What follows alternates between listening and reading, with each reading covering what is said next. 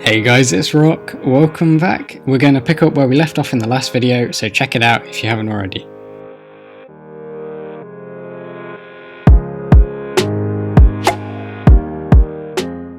First, we create our Vulkan surface object along with another Vulkan queue, which will be our present queue. With the new queue family, we need to update our queue family's indices struct to include the present family and the complete function to check the graphics family as well as the present family. Next, we need a create surface function, which will create our GLSL window. We'll call this between setup debug messenger and pick physical device in our init Vulkan. Don't forget to destroy it in the cleanup too.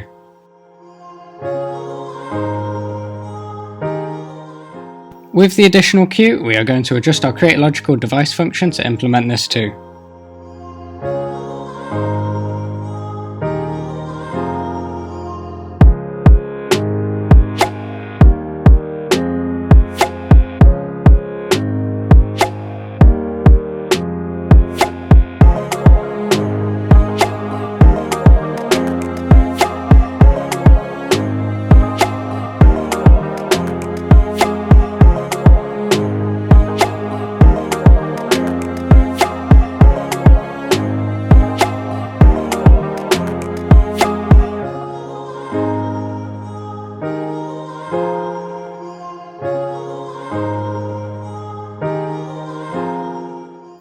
Now, running this should give us the same output, currently a blank window. And that covers everything with creating our surface. Our next task is to create a swap chain. Vulkan doesn't have the concept of a default frame buffer like OpenGL does, so we need a swap chain which is the infrastructure that owns the buffers we render to before they're rendered to the screen. In essence, it's a queue of images waiting to be presented to the screen. We create a struct that contains the capabilities, formats, and present modes for the surface. The swap chain is a Vulkan object that needs creating as well as destroying in the cleanup.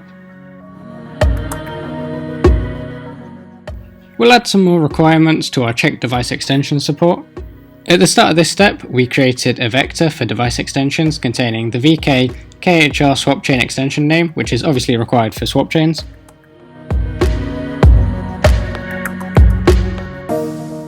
Also, a function for query swap chain support, which will return the values in our swap chain support details.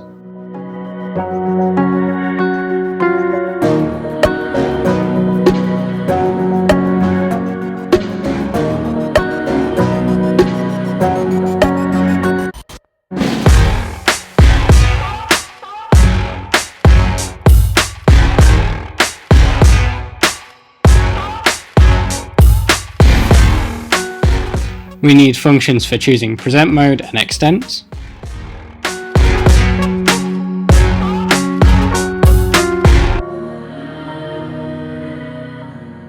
Now I'm going to run through the presentation modes real quick. We have immediate, in which images submitted by your application are transferred to the screen right away. It doesn't wait for vertical blanking periods, which may result in visible tearing. You've got first in, first out, in which the program appends new requests to the end of a queue, which is the swap chain, and one request is removed from the beginning of the queue and processed during each vertical blanking period, in which the queue is non-empty. If the queue is full, then the program has to wait before appending new requests. There's also first in, first out relaxed, in which the only difference is that if a vertical blanking period has passed since the last update, then the image is transferred immediately when it arrives, which could result in visible tearing.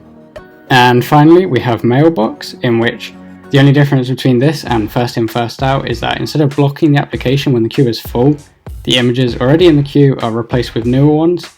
It renders frames as fast as possible while still avoiding tearing.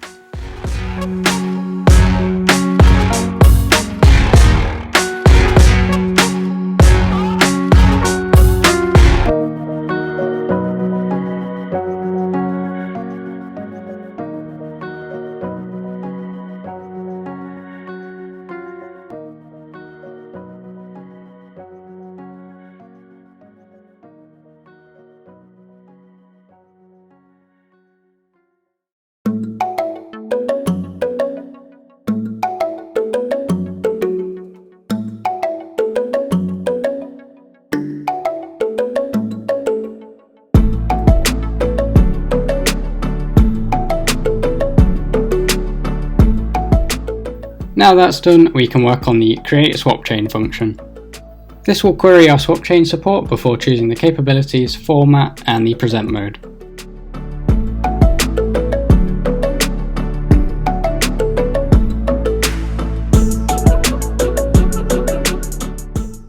There's some create info that we need to get set up, and then we can create it.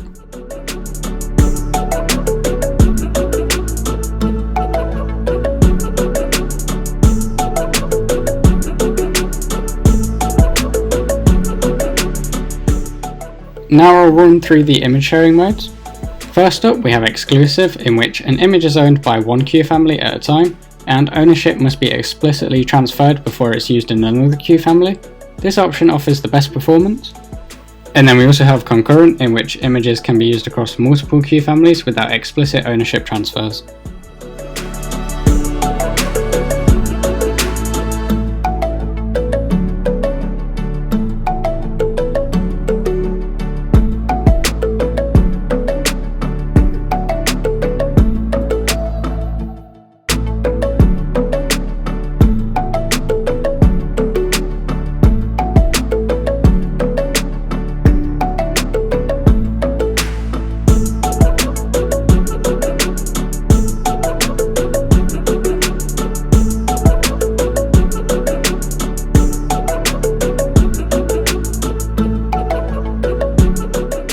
And we should be all done with creating the swap chain. This step is to create our image views. So we make a vector of VK image views which will iterate through and destroy in the cleanup.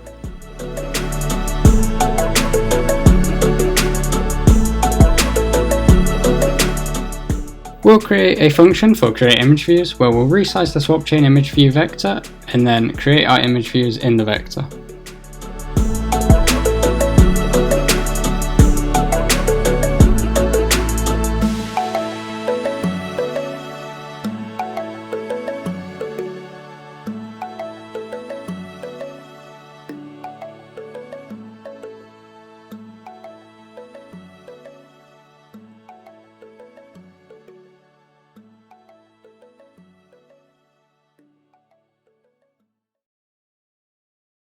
And then don't forget to call our create image views function at the end of our init Vulkan. If we run the program again, you'll see although it's still just an empty window, it still works.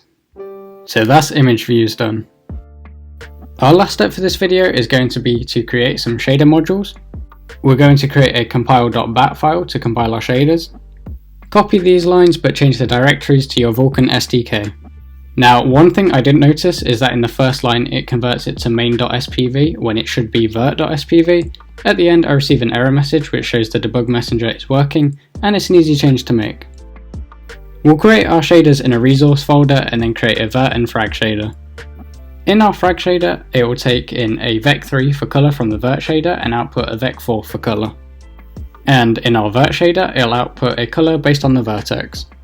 We'll create an array for positions of each vertex and then another for values of red, green and blue.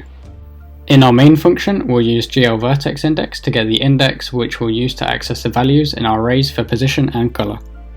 We can set GLPosition with the positions array and then output the colour for our frag shader. Now, Vulkan can't use GLSL, it uses a specified bytecode called SPIR-V, so each time we'll change these shaders we need to run our compile.bat file. Otherwise we'll still be using old versions of the shaders and it just won't incorporate the changes. In our main.cpp, I'm just going to move our debug callback function to the end and then create a function for create shader module.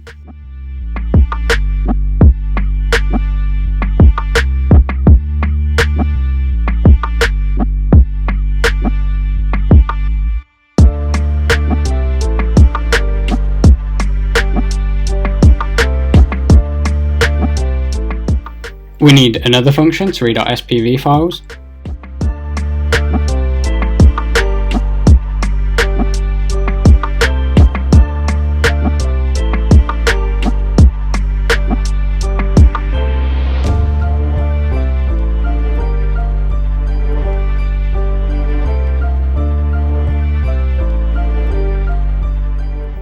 And finally, another function to create our graphics pipeline, which is called at the end of init Vulkan.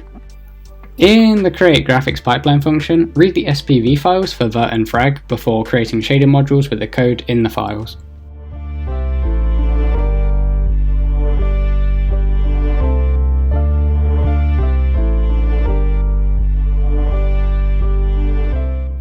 In our pipeline shader stage create infos, we need to make sure to change the stage for shader, stage vertex, and fragment bit, respectively.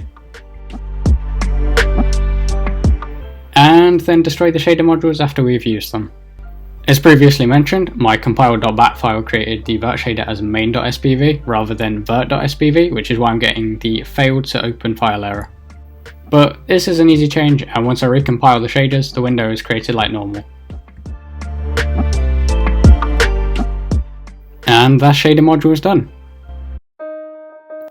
Thank you all for watching, I appreciate it. Leave a like if you enjoyed, a dislike if you didn't. Comment hello in the comments. Join the Discord and follow me on X, Insta, Patreon, Coffee, you know the drill. And I hope to see you in the next one where we'll finally have a triangle. Bye!